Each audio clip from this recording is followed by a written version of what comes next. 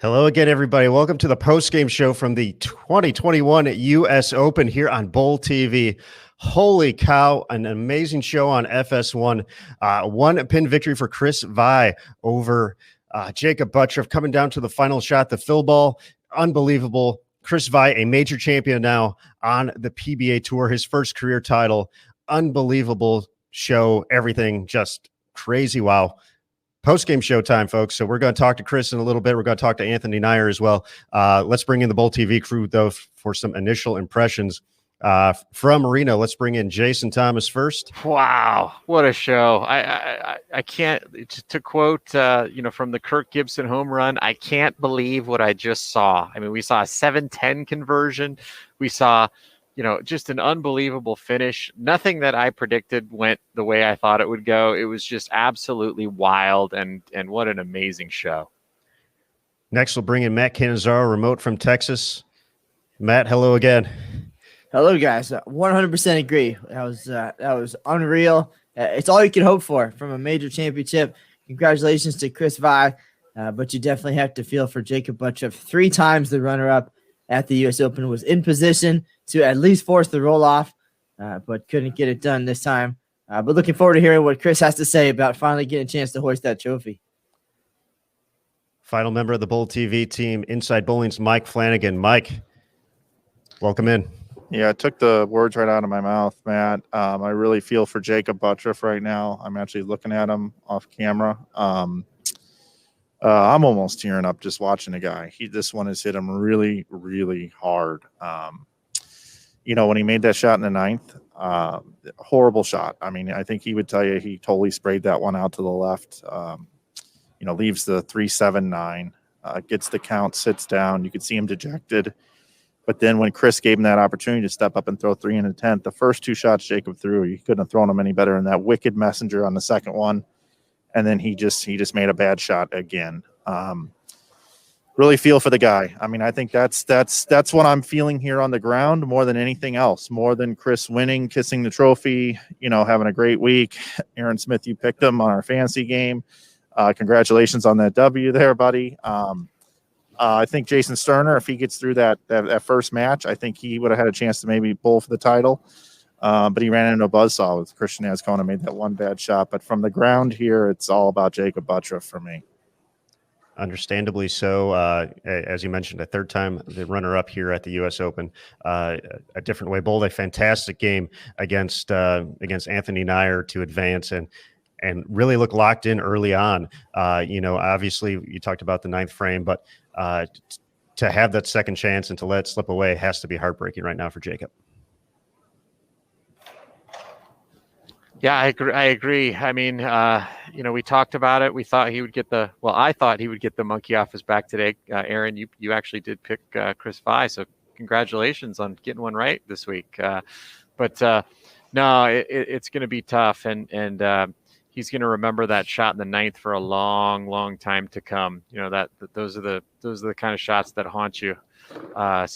But he threw a double in the 10th to give himself a chance, just couldn't pull it off with that last one. I would have loved to have seen a roll off. That would have been pretty amazing. But congratulations to Chris Vi.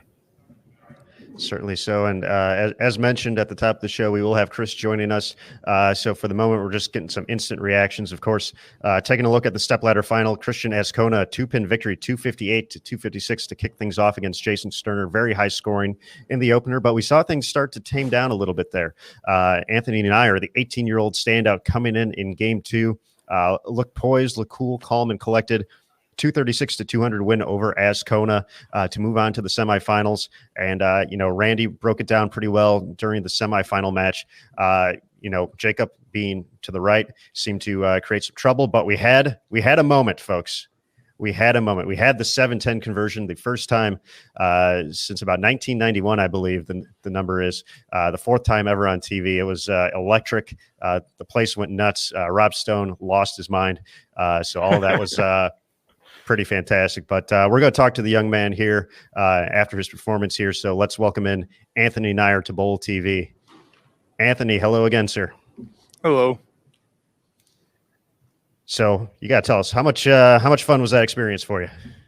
It was definitely fun. I mean, to start, I was just here to bowl, but then I just try to enjoy it, and it was really fun. I mean, like everybody says, it always goes by quick because, I mean, you're on TV, you don't have much time, but it's 2 games, but it was really fun. Anthony, you were trying to become the youngest major winner ever. That would have been an incredible record, but you set another kind of record, and you're going to be on replays for the rest of eternity, making that 7:10. How do you feel about that? And what was that like for you to do on TV like that? I mean, it was pretty cool, honestly. I mean, I'm not going to say it was bad, but I mean, it was really cool. I wasn't expecting it. I mean, I was walking away, and I looked back, and I seen it come across, and I was like, and then I was just shocked. I mean, I didn't. Now, Jacob had the match in hand at that point, but so a little bit of fun out there, a chance to enjoy that moment.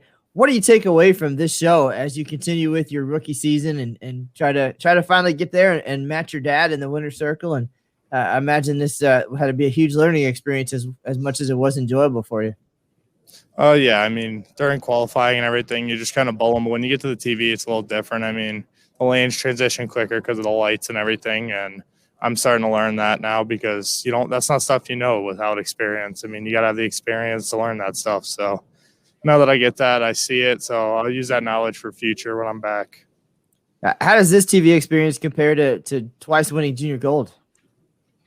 I'm going to say I actually enjoyed it more because, I mean, obviously winning's winning. You always have fun, but just to be out here at such a young age with the best in the world, being able to make the U.S. Open TV show. Anthony, they talked a little bit about the show. Can you talk a little bit about the semifinal match as far as just kind of what you started to see with your ball reaction against Jacob? Yeah, no. So after the first game, I mean, I had a good ball reaction. Then once I had that match locked up, I kind of just threw some shots, and I should have really. That's stuff I'll learn is take those shots seriously because you never know how quick a lane can change. And then the front part of the lane in the last game, it really started to hook for me, but Jacob was actually inside of me. So after I seen it, I mean, we tried a ball change and everything, but it was still, once the lanes burn up so much, you can only do so much. So then I ended up making a move there in the ninth and then looked pretty good. So, but that's the stuff you live and learn. I mean, once I know that, I know and I see that ball reaction for the TV now, I'll know for future to be quicker on the move. Anthony, you had a great week here this week. What's next for you in terms of competition and what you're looking to accomplish in the next coming months and years? I actually have a regional coming this coming weekend at home. I'm gonna bowl, but after the regional tour, I mean, the next stuff we have until August, I think, for the national stuff. So I'll be bowling all of that, and then just gonna bowl regionals over the summer and just kind of enjoy life. All right, Anthony. Well, once again, thank you for putting on a great performance this week at the U.S. Open. Always fun to watch, and you have a moment now. You have something not only the experience but the 7:10.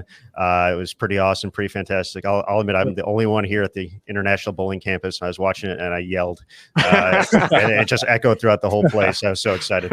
But congratulations! Thank you. You made. I know. Matt Canzaro, very proud junior team USA. You guys have worked together for a long time. So continue the great work, and we look forward to what's next for you, sir.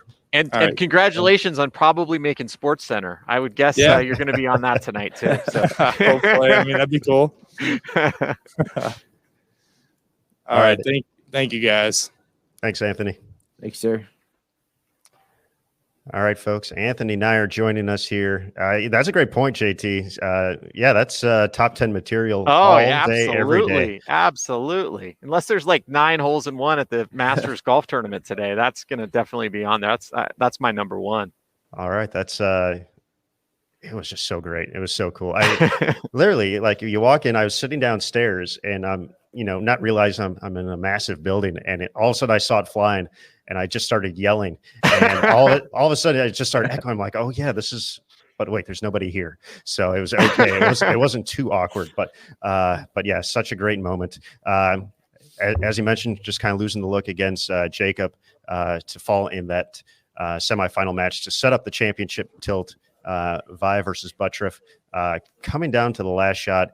We saw the high scores early. They kind of came down a little bit in that match, and I'm sure some of that is they referenced on the show the pressure of the U.S. Open, the thought of winning this title, adding your name to the historic list of champions at the USO. We saw Vi, that first shot in the 10th, get right really quick.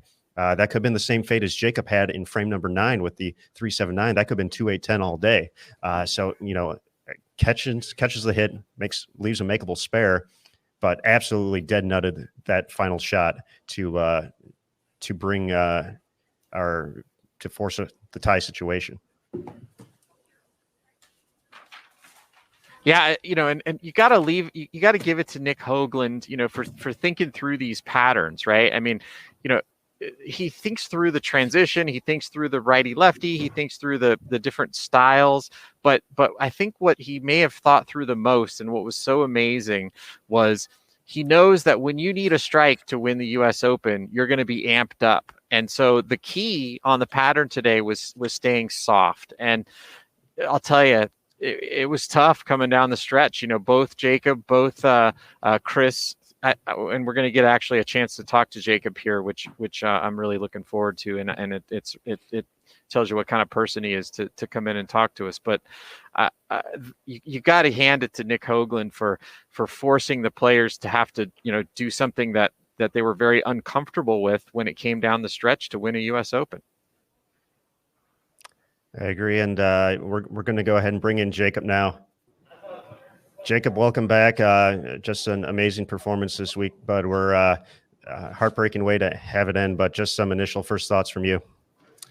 I got to give credit to Chris for the way he bowled this week.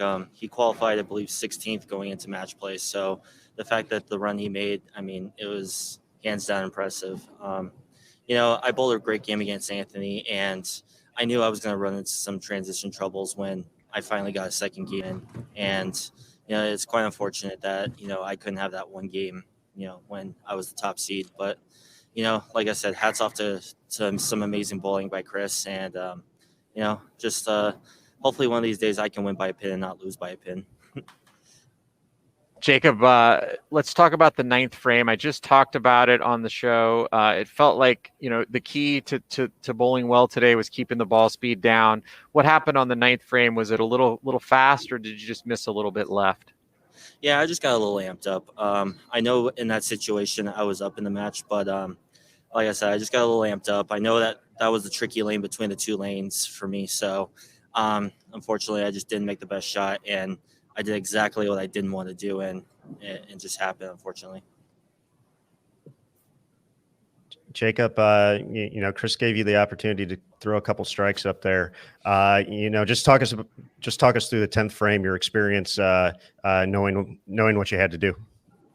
Yeah, so I felt like the first shot in the 10th I threw amazing, and I know how the lane was getting. Like the front part of the lane was starting to hook quite a bit, so I had to kind of trick it and kind of give it a little bit of loft. But the second one I got away with, and I think the last one I just got too slow and ended up tugging it in. So, like I said, hats off to Chris this week for some amazing bowling. Yeah, Jacob. Oh, go ahead, Matt. Three runner-up finishes this season. Still plenty of bowling to do, but where do you go from here? What's the mindset? How do you reset to go ahead and just get back to where you were, because you are in a great place here in 2021, and we've seen a new Jacob, and it's been awesome. Definitely. It's frustrating finishing second in these tournaments, but at the same time, it's like all it does is just, if you're finishing second, you're obviously doing something right, and before you know it's just gonna come there for you. And I finished second here, but the tournament, like, obviously I'm a little upset right now, but tomorrow's a new day. I mean, handful of tournaments coming up, so can't let the past affect you when it comes to your new day. Jacob, in my mind, you are going to be a first ballot Hall of Famer. Actually, if you'd won today, I think you would have that would have qualified you, obviously, for the Hall of Fame. But you're a young guy. You've got a lot more of these tournaments ahead of you. How are you going to plan to use this as motivation in the future to keep racking up the titles and the great things you've been doing in your career?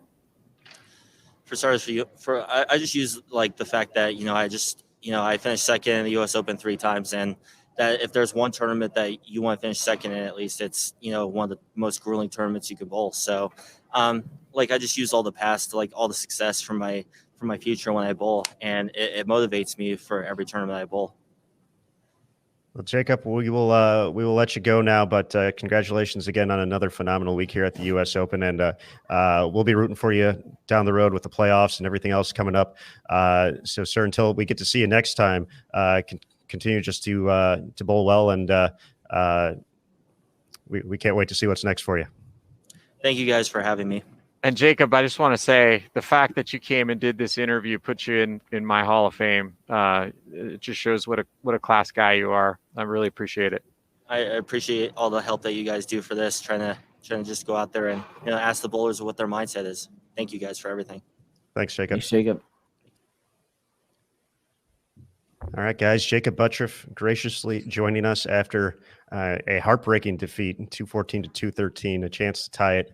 The fill ball did not go the way he had hoped, but we certainly appreciate him swinging on by to chat with us. Coming up next, we're going to keep the guests rolling in, and have to admit that jacket looks pretty good on him. What doesn't look good on Chris Vi, man? I told you, the guy, if this bowling thing doesn't work out, which it worked out pretty well today, he's got a career as a fashion model. Well, let's bring him in, your 2021 U.S. Open champion, Chris Vi, to Bowl TV. Chris, congratulations on the win, sir. Thank you so much. That was obviously a very dramatic final match coming down to the final frame. We had the split in the 9th, the 2-8 in the 10th, the strike on the fill, having to wait it out. Just walk us through kind of your experience stepping up there in the 10th frame up until the point, Jacob didn't strike on his fill ball and you won the U.S. Open. Yeah, the left lane was getting pretty tight down lane for me. My ball got behind the head pin a couple of different times. And so my goal was to get it to the dry a little bit quicker on that left lane to see if I can get the ball to go through the pins the right way. Could have been some adrenaline. I'm not sure if that one was a little quicker than the rest, but I felt it was the right direction I wanted to throw it. I just didn't see the lane the way I thought it would. Luckily, I got the 10 out. I just left with the 2-8, which not the spare you really want to shoot at when you're trying to win the U.S. Open. But luckily, made it. And then obviously knowing how big that last shot was to make Jacob throw all three, I really wanted to take my time and make sure I made one of the best ones of the game. Yeah, I want to talk about that. We talked a little bit with Jacob about just the fact that this pattern seemed like the key was to keep your speed down, which is, I'm sure, incredibly hard to do when the adrenaline's going and you're trying to win the U.S. Open. But what did you tell yourself going into that last shot, you had to have it in order to force Jacob to get all three to tie? What were you saying to yourself mentally when you got up on the approach or before? Just to make one a little bit better than the last time. It didn't really see the lane the way I thought it would, so made another little minor adjustment off of it, and I just wanted to trust it 100%. I've been throwing it slow pretty much, or at least slow for me, I should say, the whole week, especially on this pattern. I think there was like 32 mils out there, so it's pretty thick stuff, especially under the TV lights. They get pretty tight down lane, so I just want to make sure the speed was really good and get it online, and kind of whatever happened.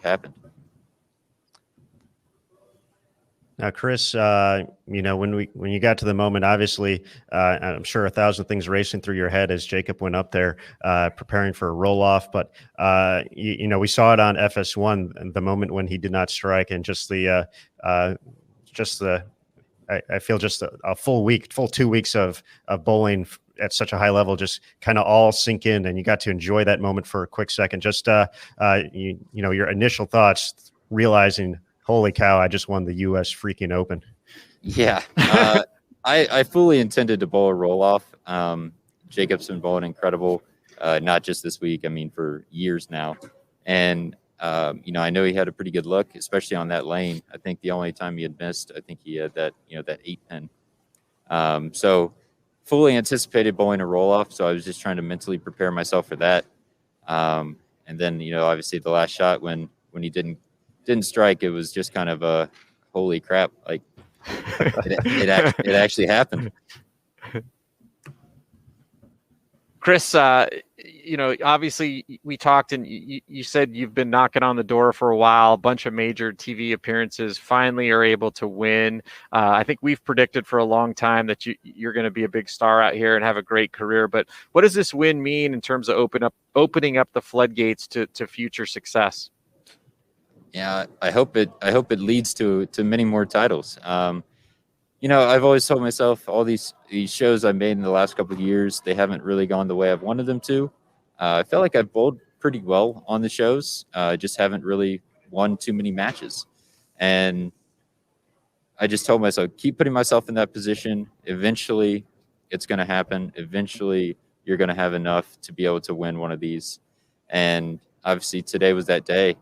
And I guess it helped that, I wasn't in the first match for the first time. So it was a little bit easier winning one game instead of trying to win 4. Now, Chris, with that, obviously, as you mentioned, just happy not to be in the first match. How did that change your preparation, if at all, kind of waiting for that opportunity to get on the lanes? How was that, 90 minutes or so of anticipation waiting to get out there versus your other experiences, knowing you were going to be up in the first match? Yeah, it's really different, especially this one being the U.S. Open, where there's not really a practice session before the TV match starts. We do have one earlier in the day, but really right before that first match, it's only the first 2 competitors get a few shots. So this one's even more different than the rest. But it was just trying to stay mentally prepared, trying to stay loose.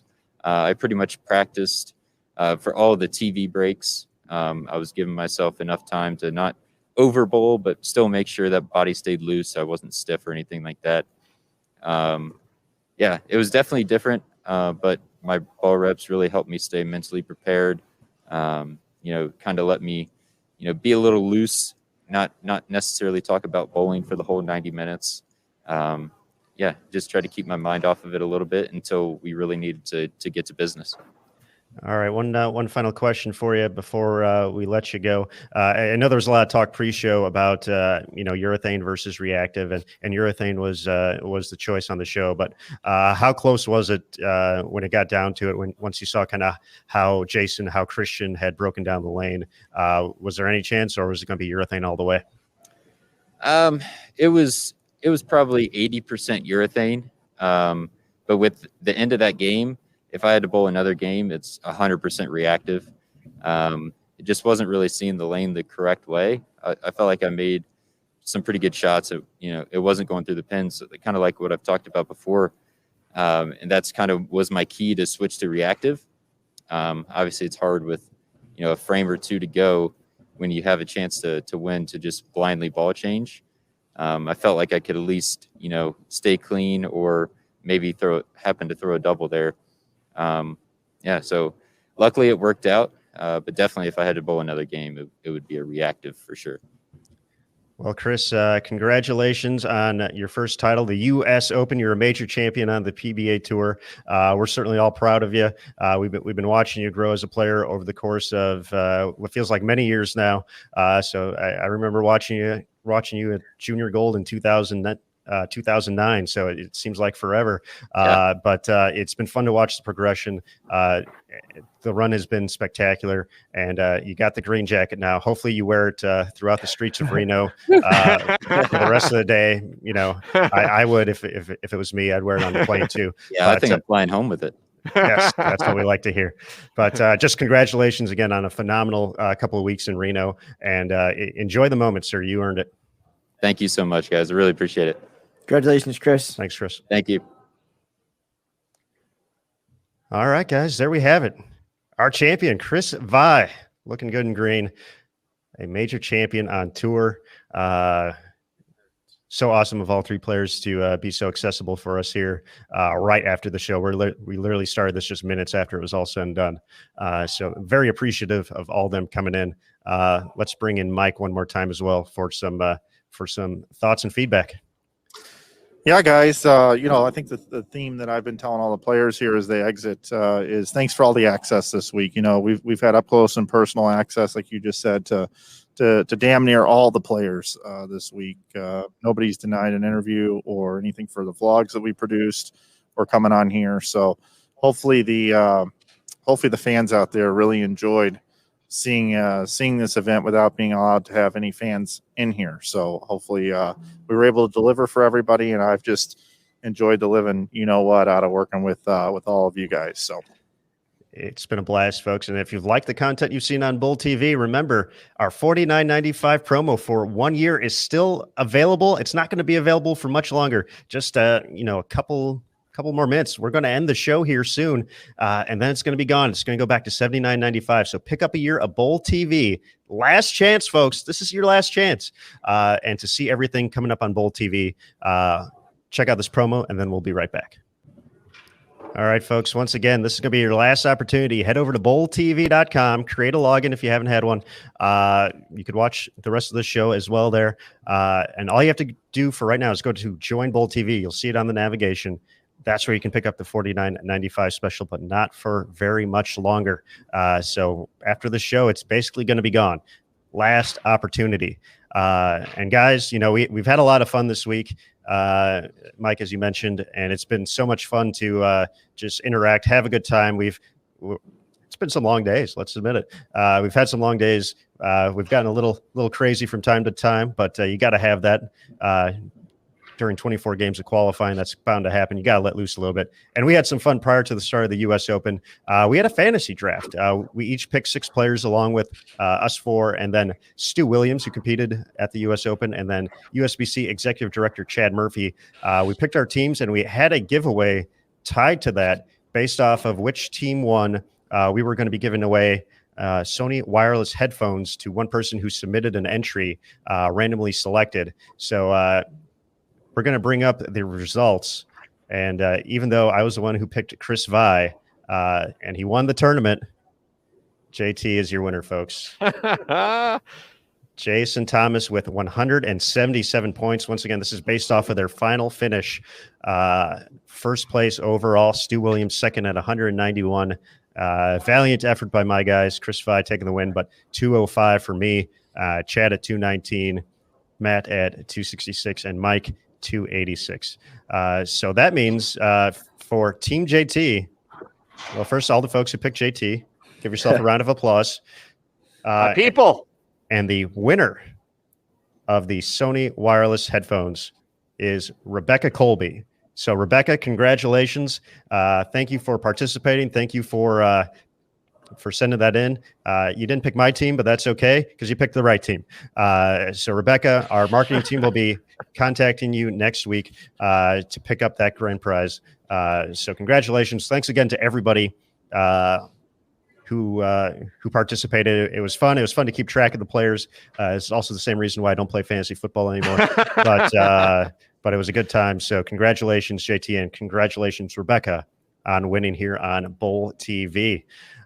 So, guys, this is our fond farewell after 2 weeks in Reno. I don't know what people are going to do now that they're not hanging out with us. So, I mean, I'm going to shave. I'm getting kind of scruffy here. I don't know what you guys have in plan, but whatever break you guys take, you certainly earned it because it was just a phenomenal 2 weeks of coverage, and I enjoyed every moment of it. So we'll go around the horn and just say our final well wishes to the good folks at Bull TV, and then call it a day. JT. Yeah, I just it was fun to watch the whole 2 weeks, and we saw obviously Thomas Larson win the Masters, and then Chris Vi won the U.S. Open today. But I'll tell you who really won, and that's the sport of bowling. We had tremendous cooperation all week between USBC and PBA, Flow Bowling and Bowl TV. And then we had 2 incredible championships, 2 incredible champions that were able to take home their first major titles, in the last 2 weeks. And that's what this is all about, crowning champions. And it's super fun to get to watch it unfold, to watch the greatest bowlers in the world do what they're the best at. But again, the winner this week was the sport of bowling. Thank you, JT. And Matt, we'll send it to you next. Yeah, it was an awesome couple of weeks. It was great to see bowling back after the 2020 that we had to crown 2 major champions. amazing to be a part of every minute of it. We appreciate all the hard work from you guys, and of course, all the time from the fans tuning in and watching on Bowl TV and on Flow Bowling. I can't wait for the next one. Again, just what a fun way to wrap it up. Some drama and some excitement there for Chris Vi picking up his first major title. I can't wait to talk to him in a few minutes, but you guys go celebrate, get to the after party. I'm going to get to work because it's time to tell the world what just happened here, and I look forward to doing it again. All right. Thanks, Matt. Mike, to you. Yeah, 10 years ago, I was here in the National Bowling Stadium, just meeting a guy by the name of Matt Cannizzaro and being brought in because I ran this thing called Inside Bowling to be on a broadcast for some open champion stream. By the way, if Chad's watching, let's get those streams back, buddy. I'm gonna go ahead and call it out right here. I know there's reasons why we don't, but I miss it. And I just remember that. And I think back, National Bowling Stadium, it comes full circle, being able to work with Matt all week and Aaron, who's joined the team since then, and JT, the pioneer of live streaming, or one of them anyway. And you guys let me be part of it has been special to me. A lot of long hours, and I cannot wait to get home. But I also really want to just thank the entire community for interacting with us throughout the week. It's a lot of hours for us, and thanks for not, giving us such a hard time and really embracing a lot of the stories. I remember when Tim Mack was in there with JT for quite a while with some awesome storytelling and all the over-under games and joking around, and just great participation in our community in the chat. And it's going to continue, for the rest of Bowl TV as long as this thing exists, So those of you that aren't subscribed yet, I know we've been promoting this promo until we're blue in the face, and we set a record for Bowl TV subscribers. So thanks to you, you're helping supporting bowling. I'm looking forward to the PWBA season. It hasn't been announced officially yet, but I believe I'm going to be helping out on a PWBA tour, and those ladies are so fun to cover. It's a completely different situation than what it is out here with the guys. This is intense, and the ladies tour is intense too, but they love giving us more access, even more than what we saw this week here. So I believe it's the 22nd through the 24th, if my dates are correct, or somewhere close to there, coming up here, the Twin Cities Open. We hope everybody joins us for PWBA and all the other great events coming up here this summer. And then my last thing for you, and I know I'm getting long-winded, but the fact that everything we went through in 2020 and everything that's happened, everybody's been affected in some way, shape, or form. My business has absolutely been thrown in the dumpster, and giving me an opportunity to come here and make a little coin and get this gig here.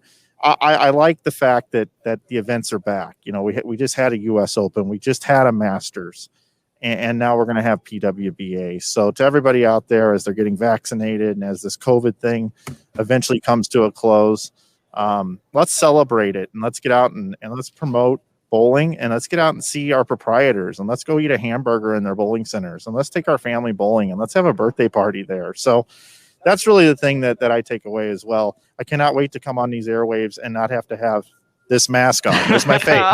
Don't let Damon see you. Breaking the law. So that's it for me. It's been wonderful. You guys are the best. Thanks everybody for watching. Well, it appears you got to shave, Michael. Not me. All right, everybody. I'll echo what those three gentlemen just said. Phenomenal time to the Bowl TV community. We're just so very thankful to get to spend these long hours with you. You make it fun for us. So we hope to continue that in the future. As Michael said, the PWBA tour coming up in a couple of weeks. We have the ITC and ISC sectionals coming up this weekend. So you'll get to see a few of us for a little bit longer. But for all the folks who, made this tournament happen, these tournaments happen.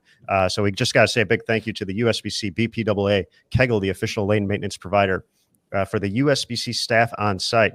We got Rob Gottschall, Greg Moore, Damon Sirocco, Brandy Silva, Caitlin Nelson, Chip and Robin McKee.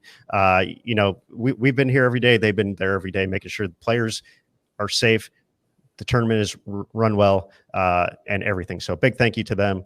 Obviously, the National Bowling Stadium, RSCVA in the row, and of course, here from the International Bowling Campus, can't do it without Roger Nordic, Kate Klepetka, Reagan Beverly, Aaron Morgan, Andrew Salaveria, Brock Kowalski, Kelly Willowby, Kim Richter, all helping out. But of course, for all the folks on the screen right here, we're saving you for last because we had the most fun with y'all. So for Mike Flanagan from Inside Bowling, Matt Cannizzaro, who's got a story to write, Jason Thomas, who's got to put all the stuff away, I'm Aaron Smith, folks. We thank Thanks you for so much. reminding me. Anytime. Folks, we appreciate this opportunity so much to bring these great events to you, and we are just so thankful. So until next time, I'm Aaron Smith. We'll see you here on Bowl TV, folks. And remember, on Bowl TV, bowling lives here. Take care.